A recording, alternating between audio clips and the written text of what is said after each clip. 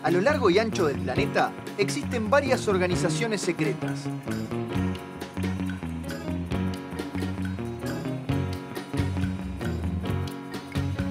Y la más poderosa de todas es la Organización Mundial de Niños Curiosos.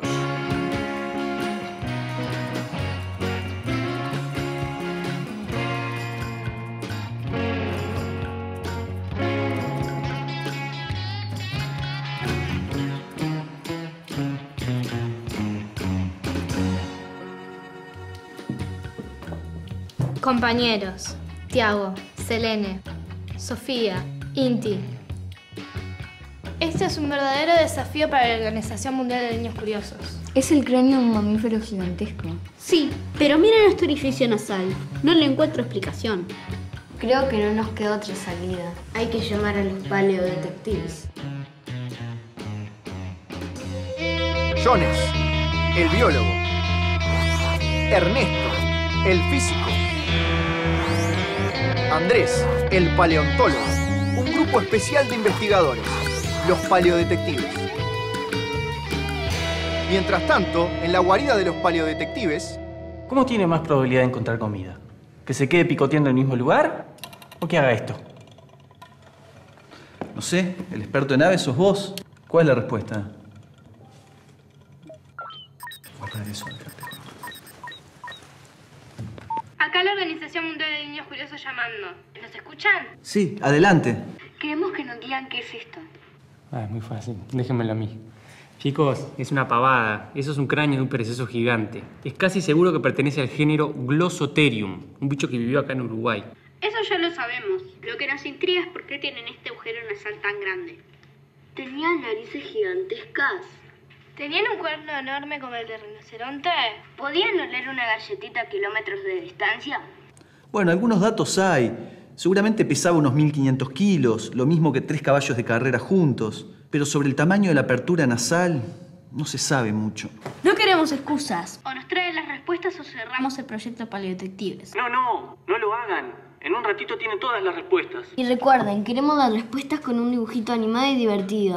Pero nada, cambio y fuera. Entonces, la Organización Mundial de Niños Curiosos quiere saber por qué el perezoso gigante tenía una cavidad nasal tan grande. Así que el caso de hoy se llama Intriga de Narices. Bien, ya ven, lo que tenemos es el cráneo de un perezoso gigante. El nombre científico es Glossotherium y es un mamífero que vivió en nuestro territorio hace más o menos unos 10.000 años. Y si es mamífero, comparte características con los mamíferos actuales. Me gustaría estimar el tamaño, pero para eso sería bueno tener algunos otros huesos. Además, la pregunta principal es, ¿por qué tenía este agujero tan grande? Bueno, sabés que ahí es donde va la nariz, cuando el animal estaba vivo. Yo la verdad que no recuerdo ningún mamífero actual que tenga esta parte tan enorme. Podemos ir a comparar con los mamíferos actuales. Sería bueno. Quiere decir que tal vez esto era para olfatear bien. Veamos. Olfato, perezoso gigante.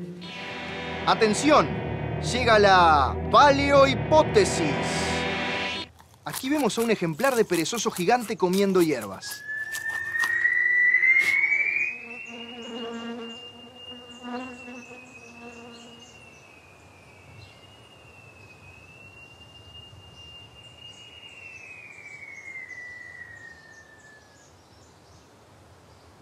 Sí, tener un gran olfato puede tener sus inconvenientes.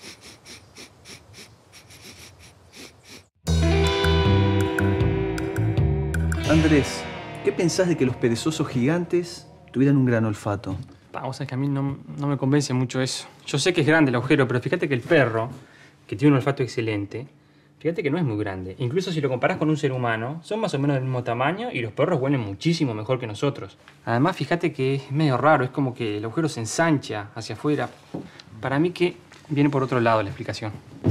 Muchachos, este animal es pariente de los perezosos actuales. Sí. ¿Tenés un cráneo de esos? Acá tenemos de todo, papá. Mirá. Ah, qué bueno. El cráneo de un perezoso actual, ¿no? Sí. Ustedes saben que los perezosos actuales tienen la visión bastante débil, pero el olfato es muy importante para ellos. ¿Y para qué usan el olfato? Bueno, el olfato lo usan especialmente para comunicarse, entre otras cosas para buscar pareja. Al igual que la mayoría de los mamíferos, el olfato es un medio de comunicación importante. Existen además glándulas especializadas para ello. Un ejemplo bien claro es el de los perros. Ajá. Bueno, muchachos, yo me voy al yacimiento a ver si consigo más información. Yo me voy a hablar con Soledad, la experta en química. Bien.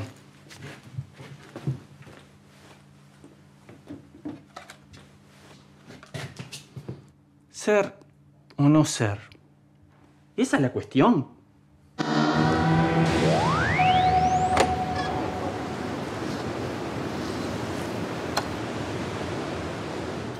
Hoy estamos en la Costa de Oro, un lugar turístico que se llama el Bañero de San Luis, en Canelones. Y lo que tenemos acá son unas barrancas que aparecen en la costa de San Luis. Y bueno, que nos sirve para explicar lo que es una barranca, que es una cosa tan importante para buscar fósiles, ¿no? Esto que ven acá es un depósito, lo que nosotros llamamos depósito sedimentario. Un río, un delta, un arroyo, depositó a lo largo del tiempo un montón de barro, arena, piedras, y tiempo después otro río o el mar lo empezó a erosionar. Esto que estamos viendo en realidad es un corte que se produjo por el mar, por las subidas del río de la Plata, o por el mismo río que tenemos por acá que fue cortando. Para los paleontólogos y para los geólogos es muy importante lo que aparece en el sedimento. Por ejemplo, acá ven algunos cantos rodados, que son importantes porque nos dicen la energía mínima que tenía el río. Tenemos acá uno. Esto no es que estuviera metido, es que vino junto con el barro. Y entonces sabemos que el río que depositó este barranco tenía por lo menos la energía para transportar esta piedra. Tenemos otra que es más chica. ¿Y cuál es el tema? ¿Qué es lo que más nos interesa a nosotros los paleontólogos? Que a veces con las piedras, con la arena y con el barro, el río arrastraba huesos de animales prehistóricos. Capaz que no se ve muy bien, pero para alguien que tiene la vista afinada, es claro que esto es un fósil. ¿Qué tenemos que hacer ahora los paleontólogos? Sacarlo. Para sacarlo lo que hay que hacer es empezar a excavar en el terreno, siempre por arriba, y empezar a tratar de ver de qué hueso se trata.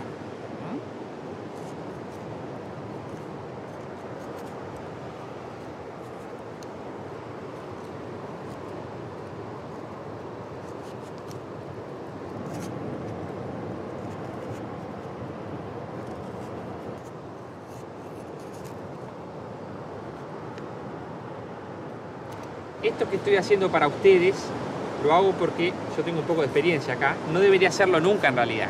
No se debe limpiar el fósil en el terreno.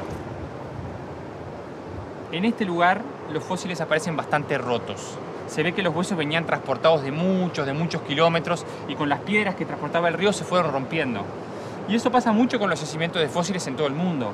La mayoría de los huesos que aparecen están muy rotos y muy fragmentarios. Pero igual son valiosos, igual sirven. Yo cuando era niño empecé a buscar fósiles acá y claro, en vez de encontrar esqueletos completos empecé a encontrar huesitos muy rotos. Y eso fue una gran ventaja para mí, aunque yo no lo sabía en ese momento, porque me obligó a aprender de anatomía. Lo que tuve que hacer es, con un pedacito de hueso, darme cuenta qué hueso era primero y qué animal era. Eso se llama anatomía comparada y es muy importante para los paleontólogos.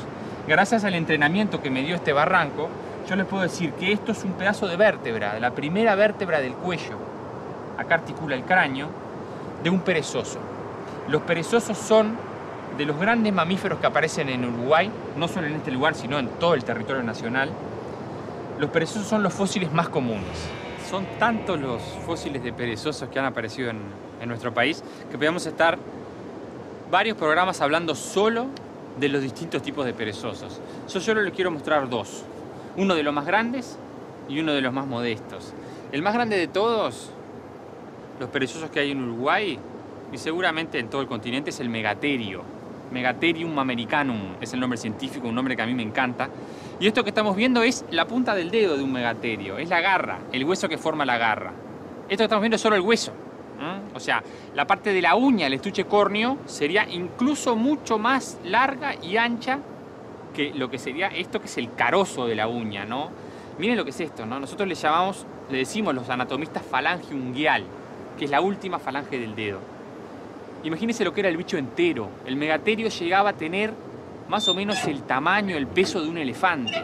Caminaba en 2 patas y medía varios metros de altura. Un animal realmente extraordinario. Si la uña aparece acá y el barranco tiene unos 13.000, 14.000 años, como tiene este barranco, quiere decir que este animal vivió hace 13, 14.000 años. Los últimos restos de megaterio tienen más o menos 8.000 años, lo cual quiere decir que los megaterios, este bicho que parece tan de fábula, convivió con nuestros primeros habitantes indígenas.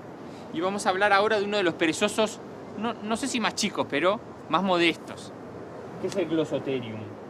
Acá tenemos un cráneo, no sé si lo ven, este es el paladar, acá están los dientes, y lo voy a poner de frente para que vean lo que es el agujero de la nariz.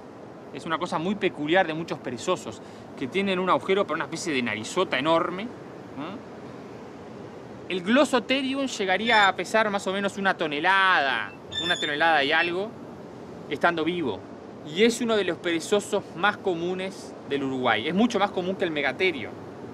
Así que tenemos esqueletos incluso completos de este animal colectados en varias partes del país. Yo, por ejemplo, tengo un montón de huesos de un mismo animal. Tengo 1000 huesos de un mismo animal. ¿Vale la pena seguir juntando? Bueno, la respuesta es sí, porque las colecciones de paleontología no solo sirven para registrar la presencia de un animal en un lugar, sino que son una especie como de gran base de datos para poder identificar otros fósiles. Yo cuando encontré esta vértebra, le dije que era la primer vértebra del cuello, o sea, la que articulaba con el cráneo. Yo esto lo sé porque he visto un montón de estas vértebras. Entonces, si yo fuera una colección de paleontología como la del Museo de Historia Natural, podría comparar esto con un montón de vértebras y darme cuenta que es una vértebra que se llama atlas, que articula con el cráneo. O podría hacer esto. Podría agarrar el cráneo y ver si este pedazo de vértebra articula con el cráneo para corroborar si se trata de la primer vértebra del cuello. Esto que parece un hueso que no tiene forma de nada, cuando lo articulo con el cráneo, ahí empieza a tener forma. Fíjense, esta cavidad tiene esta forma para articular con esto que se llama cóndilo, y es así porque le permite al animal mover la cabeza y mover el cuello. Entonces, yo gracias a que tengo este hueso, puedo corroborar que la determinación había sido correcta, que se trata de la primer vértebra del cuello de un perezoso gigante. Veamos qué ha averiguado Ernesto sobre el olfato del perezoso con Soledad, nuestra experta en química. Bueno, Soledad, tenemos la idea de que la gran apertura nasal de los perezosos pudiera ser para olfatear bien. ¿Qué sabemos de la química del olfato? Bueno, se saben bastantes cosas. Lo primero que se sabe es que para percibir un olor, el compuesto tiene que ser volátil. Eso quiere decir que se tiene que desprender de los sólidos o de los líquidos y entrar a nuestra nariz. Una vez que entran a nuestra nariz, tienen que reaccionar con receptores y así generar en nuestro cerebro un olor. Los receptores funcionan como si fuera una llave y una cerradura. Ciertas llaves abren ciertas cerraduras, pero no todas las llaves abren todas las cerraduras. Entonces, ya que estamos hablando un poco del olfato, tengo un pequeño experimento para mostrarte. A ver, eso me gusta. Estas son 2 muestras de la misma molécula, que es esta. A ver. Esto es rico. Tiene olor a limón. A ver, el otro. Debería ser casi lo mismo, ¿no? Son la misma molécula. Es como un cítrico, pero es distinto. Parece más como una naranja. La diferencia entre estas 2 moléculas que te mostré es este enlace. Están los mismos átomos unidos de la misma manera, pero en una están dispuestas en esta posición y en la otra están en esta posición. ¿Solo ese cambio genera la diferencia de olor que acabo de sentir? Sí, si te fijas bien, son como si fueran imágenes en el espejo. Son como las manos, que son como imágenes en el espejo. Entonces, en el modelo que estábamos pensando de una llave y una cerradura, podemos imaginarlo como en las pelis de espías que vienen y hay una llave que hay que poner la mano. Si el espía es un poco tonto y pone la mano que no es, no se va a abrir nunca la puerta. Con nuestro cerebro pasa lo mismo. Receptores son tan específicos que un pequeñito cambio en la molécula hace que sean olores muy distintos. Y ahora decime una cosa, ¿el tamaño de la nariz es importante? No, viste, lo que estábamos viendo recién es una muestra de que no importa el tamaño de la nariz, sino importa la cantidad de receptores que tenés. Cuantos más receptores, mejor percepción. Pero los receptores son tan chiquititos como las moléculas. Sí, es cierto. Además vimos que animales con muy buen olfato, como por ejemplo los perros, no tienen una nariz especialmente grande. ¿Y para qué usan los animales el olfato? Bueno, una cosa bastante útil que se ha desarrollado del olfato es para evitar, por ejemplo, comer cosas que estén descomponiéndose.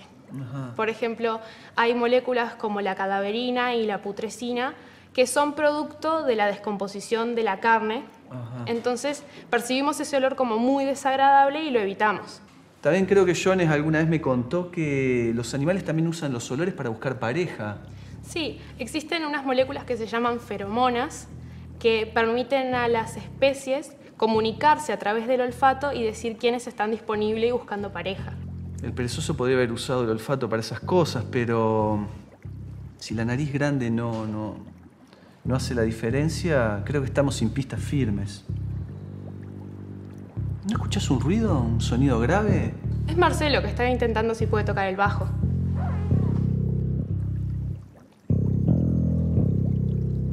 ¿Sabes qué? Tengo una idea. Jones, prepárate, te voy a llevar a pasear. Vamos a ir a un concierto. ¡Qué bueno! Gracias por la invitación. Sí, pero mirá que las entradas las pagás vos, ¿eh? Estos paleodetectives son unos irresponsables. Les pedimos que vayan a resolver el misterio del perezoso gigante y se van a un concierto. Confía en ellos, seguro tienen un buen motivo para estar en ese concierto. ¿Conocés la Organización Mundial de Niños Curiosos? Ingresá a domo.ceibal.edu.uy y convertite en un paleodetective. Propuestas divertidas, trivias, consignas y actividades. Sumate al Paleodesafío Ceibal.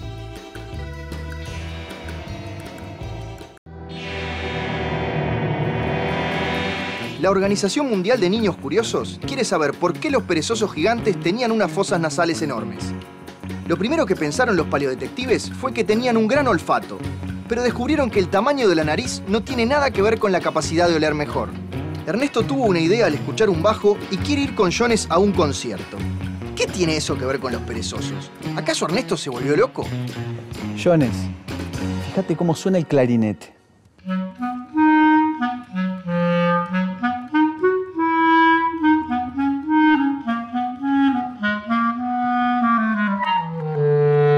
Ahora fíjate cómo suena la trompeta.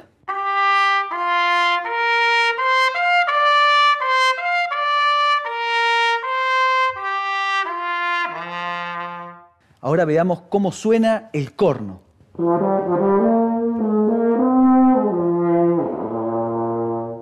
Y ahora prepárate. Mirá cómo suena la tuba.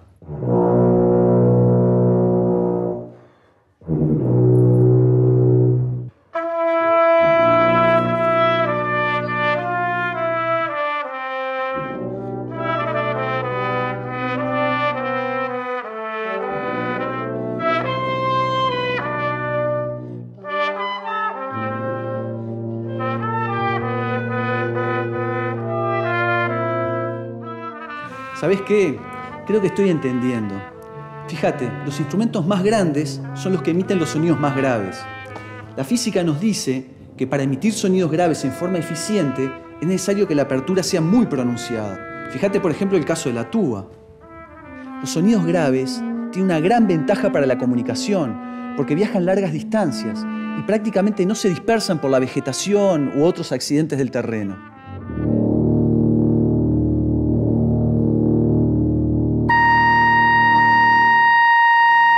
El problema es que la comunicación implica dos partes, alguien que emite sonido y alguien que escucha. ¿Y cómo podemos hacer para estar seguros de que los perezosos podían escuchar sonidos graves? Los sonidos no se fosilizan. Sin embargo, los oídos de todos los mamíferos tienen 3 huesitos, incluidos los perezosos. Si supiéramos cómo son estos huesitos, podríamos saber qué clase de sonido escuchaban. El tema es si existen fósiles de estos huesitos. ¿Sabés qué? Tenemos que hablar con Andrés. Poca gente sabe que nosotros escuchamos gracias al esqueleto. Y eso es porque adentro del oído tenemos 3 huesitos, pero diminutos, que vibran y hacen que nosotros podamos escuchar.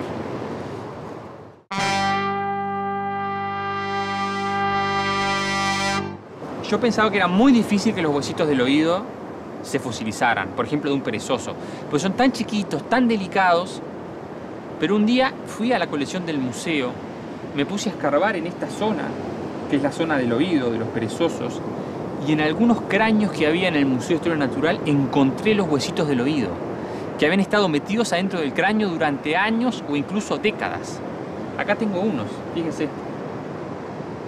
2 huesitos del oído del cráneo de un perezoso. El yunque, que es el más grande, y el martillo, que es el más chiquito. El tercero en este ejemplar no apareció. Quiere decir que hicimos un segundo descubrimiento paleontológico, pero esta vez no tuvimos que ir a un barranco, sino que lo hicimos dentro de las propias colecciones del Museo Nacional de Historia Natural. Eso quiere decir que hay buenas noticias. Tenemos los huesos del oído de unos perezosos gigantes. Con estos fósiles de huesitos de los oídos, se puede calcular la frecuencia que estos animales escuchaban. Y por el tamaño tan grande que parecen tener esos huesitos, seguramente escuchaban sonidos muy graves. Esos sonidos son muy útiles para comunicarse a larga distancia. Me gusta esta idea del sonido. ¿Sabés qué estuve averiguando? Que las hembras de perezosos actuales se comunican con sus crías mediante sonidos. Ajá. Y que durante la época de apareamiento los machos se comunican con las hembras mediante sonidos también. Ahora, lo que no entiendo es por qué el Glossotherium no podía hacer eso con una nariz normal. Sería bueno que averiguaras un poco más sobre el canto de los perezosos actuales. Bien. Pero el Glossotherium no era el único perezoso gigante. También estaba el Lestodon, que era más grande todavía. ¿Acaso sus huesos nos pueden ayudar a resolver el misterio? Veamos qué encontramos en la colección de huesos. Mira, Ernesto, acá en el Museo de Historia Natural tenemos muchísimas cosas, pero nos está faltando un cráneo del Lestodon. Tenemos el cráneo del Glossotherium y tenemos, por ejemplo, esta vértebra, que es la primera vértebra del cuello. Y podemos usarla para comparar los tamaños de estos dos perezosos. Esta es la primera, o sea, articula con la nuca, ¿no? Fíjate, ¿no? Hay un dato interesante para vos que haces reconstrucciones y biomecánica, es que si vos, por ejemplo, agarras un perro o un gato y le tocas acá el cuello, va a llegar a un tope que son esto. O sea, que esta medida en el atlas te da el ancho mínimo del cuello. Entonces tenés el atlas de un Glossotherium y nosotros sí tenemos atlas del Lestodon. Vamos a comparar atlas de Glossotherium con atlas del Lestodon. Fíjate, es enorme. Es impresionante. Este animal llega a pesar 4 toneladas estando vivo. Y es el mamífero grande más común del Uruguay hasta hace 10.000 años. O sea, el Lestodon era como nuestras vacas. Y hay una cosa muy interesante, que pese a la diferencia enorme de tamaño que hay entre el Lestodon y el Glossotherium, los huesitos del oído de este bicho y de este eran prácticamente del mismo tamaño. ¿Estos son los huesitos del oído? Sí, de un Lestodon. Creo que con esto tenemos prácticamente el misterio resuelto. Si animales de tamaño distinto tienen iguales los huesos del oído, seguramente es porque necesitan escuchar bien una misma frecuencia. En este caso, indican que la frecuencia baja les permitía comunicarse mejor a larga distancia en su ambiente. ¿Tienen las respuestas? Casi. Con casi no nos alcanza. Después estoy tratando para averiguarlo. Más les vale que se apuren. ¿Conocés la Organización Mundial de Niños Curiosos? Ingresá a domo.ceibal.edu.uy y convertite en un paleodetective. Propuestas divertidas, trivias, consignas y actividades. Sumate al Paleodesafío Ceibal.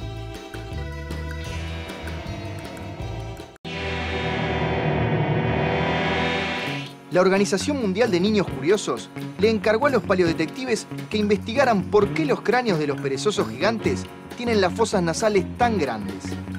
Los paleodetectives descartaron que fuera para oler mejor, pero piensan que usaban sus narices para comunicarse. Veamos cómo sigue esta intriga de narices. Jones, ¿qué pudiste averiguar del canto de los perezosos actuales? Los perezosos se mantienen silenciosos durante la mayor parte del tiempo, aunque a veces emiten sonidos por la nariz. Lo hacen para comunicarse con una pareja, para defender territorio, o la madre para comunicarse con sus crías. Los sonidos son muy agudos, van entre 2 y 8 kHz. Creo que el sonido podría ser algo así.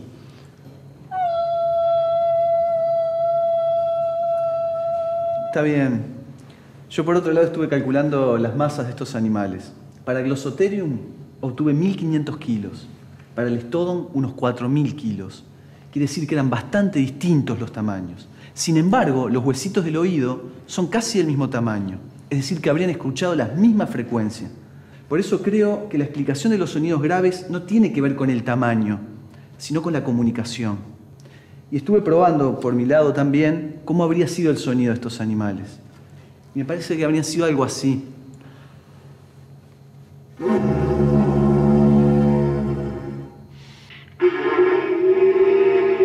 ¿Qué es ese ruido espantoso? Queremos las respuestas. Bueno, tranquilos.